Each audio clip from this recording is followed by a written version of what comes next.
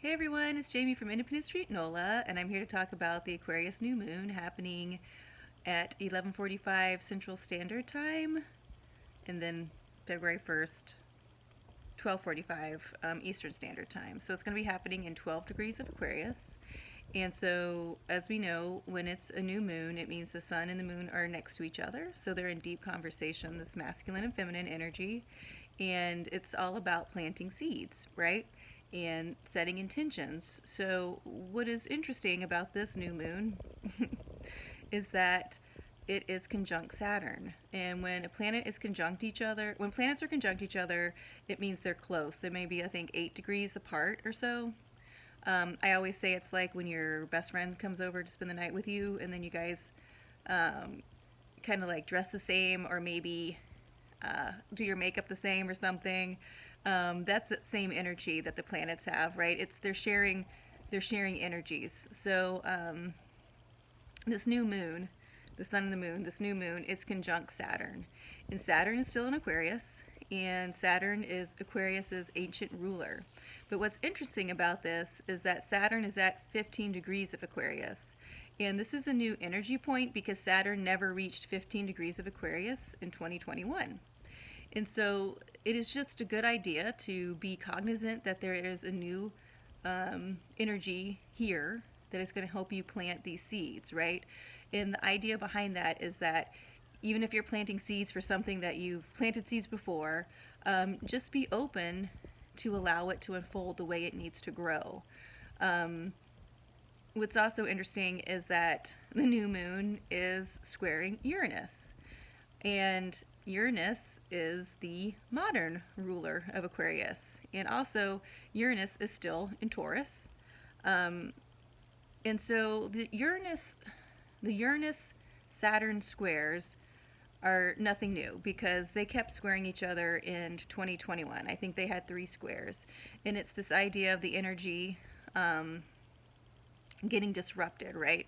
Uranus is the disruptor. It's moving things out, and then Saturn's there saying, okay, how can we make this stable? How can we make this work? So it's still that energy at the same time. Because Saturn is at a new energy point in Aquarius, it's going to be a little different, right?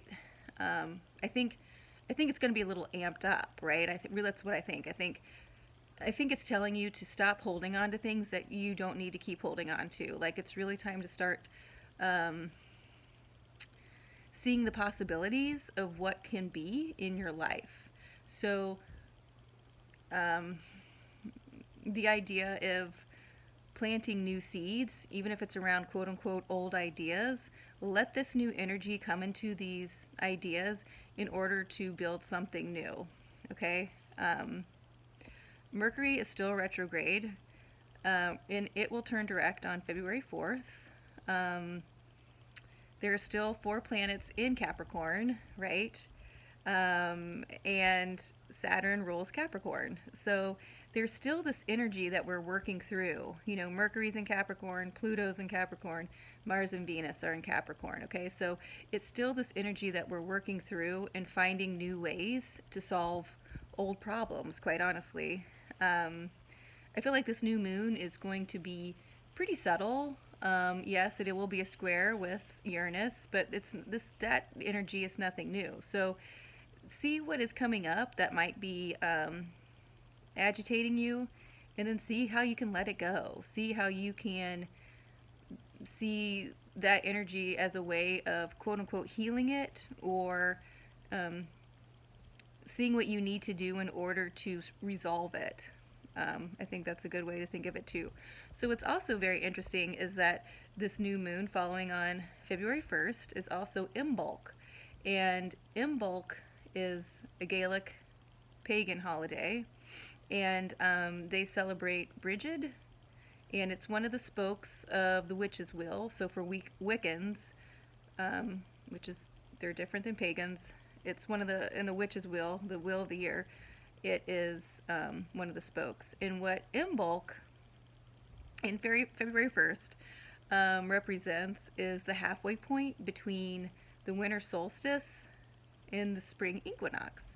So this is also fall. You know, this is also a good time to really think about intentions, like moving forward.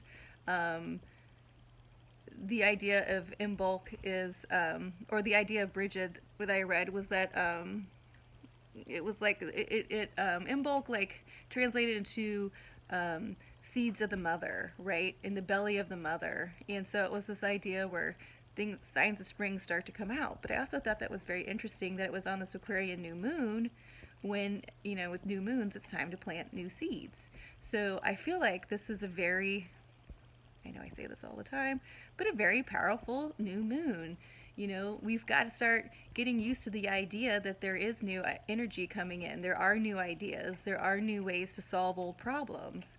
And, you know, Uranus is going to keep disrupting things of the status quo in order to bring it back to yourself, right? Bring it back to the individual in order to see how you can solve it in order for you to move forward. And then when you're stable solving things, when you're solving things and you're stable, then you can help the collective.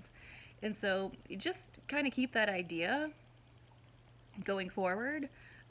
Keep that idea with Imbolc, you know, take the time to see, okay, we are moving out of winter, even though my friends up north that are getting 28 inches probably don't believe so. Inches of snow, that is. And just really start to settle into this idea that February is going to be a month of big, big changes. So I'm going to do another video here in a couple days about Pluto being conjunct the North Node and then sextiling the South Node for 2 weeks or so. But this Aquarian new moon is really bringing in this new energy. That's going to also be a theme going through all of February. So get ready, guys. It's not going to be as bumpy as the eclipse season of the summer, because that was, I'm not going to say a shit show, but it was sort of a shit show. But we made it. We're here, right? We did it. But remember too, Mercury's going to go direct on February 4th. So that's going to help this communication going. And I believe once Mercury turns direct on February 4th, then all planets will be direct until April.